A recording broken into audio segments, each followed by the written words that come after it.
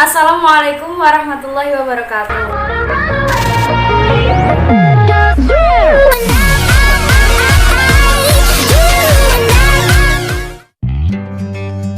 Alhamdulillahirabbil alamin wa bihi nasta'in wa ala umuri dunya waddin wassalatu wassalamu ala asrofil anbiya'i wa imamil mursalin sayyidina wa maulana Muhammadin amma ba'd. Pertama-tama marilah kita panjatkan puja dan puji syukur kita kehadirat Allah Subhanahu wa taala yang telah memberikan kita nikmat, rahmat serta hidayahnya sehingga kita dapat terhindar dari virus dan penyakit yang sedang ada saat ini.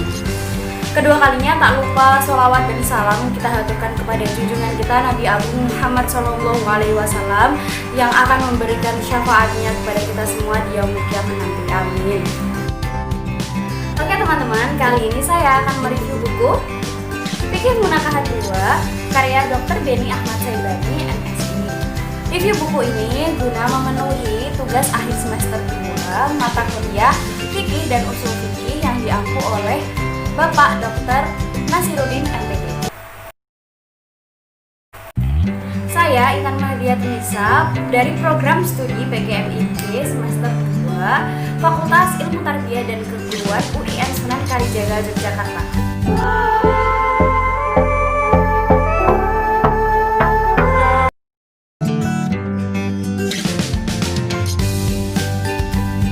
Pengarang buku ini bernama Beni Ahmad Saibani yang merupakan dosen di UIN Sunan Gunung Jati, Bandung, Jawa Barat. Beliau merupakan salah satu dosen di program studi Hukum Tata Negara atau Siasah. Beliau menempuh pendidikan S1 di UIN Sunan Gunung Jati dan lulus pada tahun 1991. Beliau juga menempuh pendidikan S2 di Universitas Padjadjaran dan lulus pada tahun 2009. Tidak sampai di situ, beliau juga menempuh pendidikan S3 di UIN Sunan Gunung Jati dan lulus pada tahun 2014.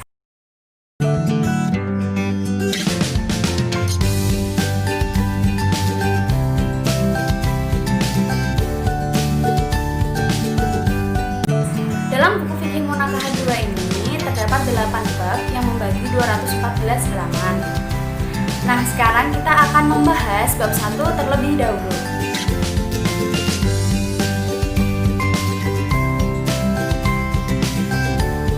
Bab 1 ini mengenai hak dan kewajiban suami istri. Di dalam bab 1 ini terdapat 7 subbab. Yang pertama yaitu hak dan kewajiban suami, yang antara lain hak istri menerima mahar, hak digauli dengan baik, hak istri dalam masa iddah, dan yang terakhir hak hadonah. Dalam sebab yang kedua terdapat sebab-sebab yang mewajibkan nafkah. Yang ketiga ada hak dan kewajiban suami istri dalam undang-undang perkawinan dan komplikasi hukum Islam. Yang keempat ada hak belanja atau hak nafkah. Yang kelima ada hak istri sebagai ibu rumah tangga. Yang keenam ada nafkah kiswah atau pakaian. Dan yang terakhir ada nafkah maskanah atau tempat tinggal.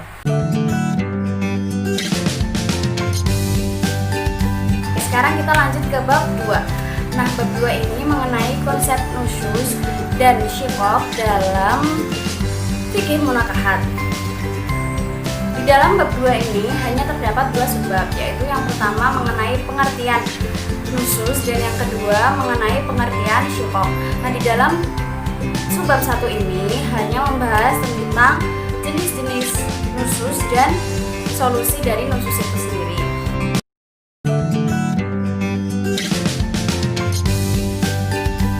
Oke, sekarang kita lanjut ke bab 3. Nah, bab 3 ini membahas tentang talak dan rujuk. Dalam talak dan rujuk terdapat beberapa subbab. Yang pertama yaitu tentang pengertian talak, yaitu talak ketika sedang marah, talak ketika sedang tidak sadarkan diri, talak ketika sedang mabuk, talak ketika sedang bercanda, atau yang lain-lain. Nah, subbab yang selanjutnya yaitu mengenai macam-macam talak. Selanjutnya ada saksi dalam talak, dasar hukum talak, talak dalam Undang-Undang Nomor 1 Tahun 1974, rujuk dan tata caranya, dan yang terakhir ada rukun rujuk.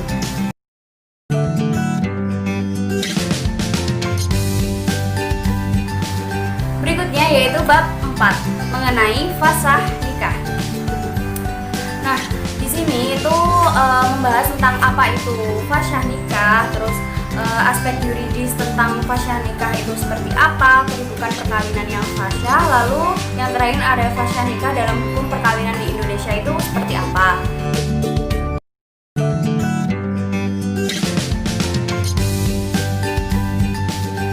Oke, bab 5 yaitu mengenai li'an, ila, zihar, dan iddah. Apa sih itu semua? Nah, itu semua akan diulas dalam bab 5 di dalam buku ini, Fikih Munakahat 2.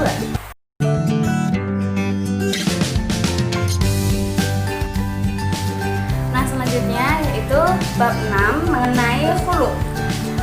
Nah, di sini akan dibahas mengenai pengertian khulu itu apa, sigot dan alasan-alasan khulu, lalu ukuran harta dalam khulu itu sendiri.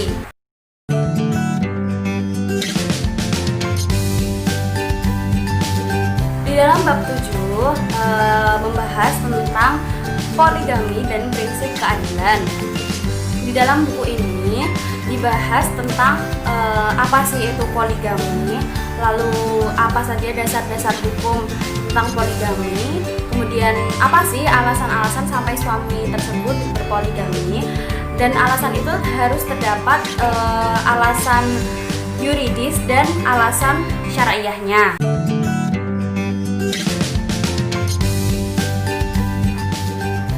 Oke, bab yang terakhir yaitu bab 8. Nah, bab 8 ini membahas mengenai nasab, kafaah, dan mahram. Yang pertama ada pengertian nasab. Nasab itu apa? Terus kemudian macam-macam nasab. Macam-macam nasab ini dibagi lagi jadi beberapa. Kemudian ada kafaah dalam perkawinan, dan yang terakhir ada mahram.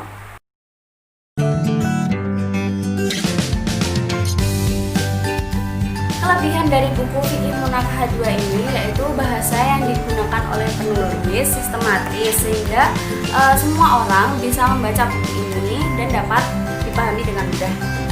Kedua yaitu menggunakan referensi yang kuat dan terpercaya. Yang ketiga, setiap paragraf ini dicantumkan referensinya, jadi kita tidak perlu ragu untuk menggunakan buku ini sebagai referensi ketika kita menikah kelak. Meskipun hanya 214 halaman, tapi di dalam buku ini sudah diulas materinya dengan padat dan jelas.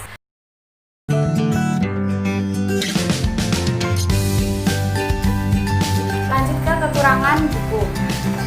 Dalam mencari kekurangan pasti tidak mudah bagi seseorang, apalagi menilai kekurangan dari karya orang lain. Namun saya sudah menemukan beberapa kekurangan di dalam buku Fikih Munakahat 2 ini. Yang pertama yaitu cover yang digunakan pada buku ini menurut saya terlalu kuno, karena mungkin terbitan dari tahun 2001, jadi font yang digunakan masih seperti ini dan agak sedikit kuno. Yang kedua yaitu cetakan ini warnanya agak gampang terkelupas menurut saya. Buku ini sudah saya beli 7 hari yang lalu dan sudah seperti ini. Ini yang terakhir yaitu lem yang digunakan oleh buku ini. Mungkin karena saya yang terlalu semangat membaca, jadi sudah seperti ini.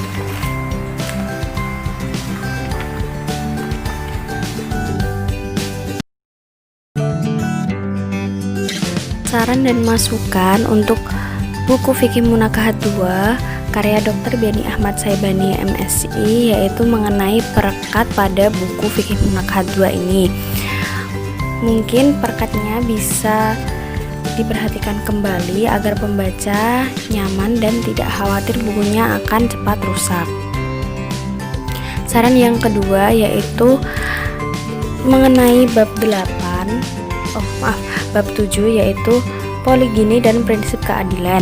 Nah, poligini sendiri ini tidak dijelaskan maksud yang sebenarnya. Yang dijelaskan dalam bab 7 ini lebih ke poligaminya. Karena pembaca mungkin ada yang tidak tahu poligini dan poligami itu sebenarnya sama atau tidak, karena di dalam buku ini tidak dijelaskan.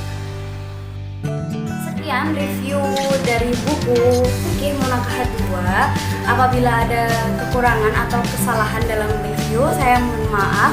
Wabillahi taufiq wal hidayah. Wassalamualaikum warahmatullahi wabarakatuh.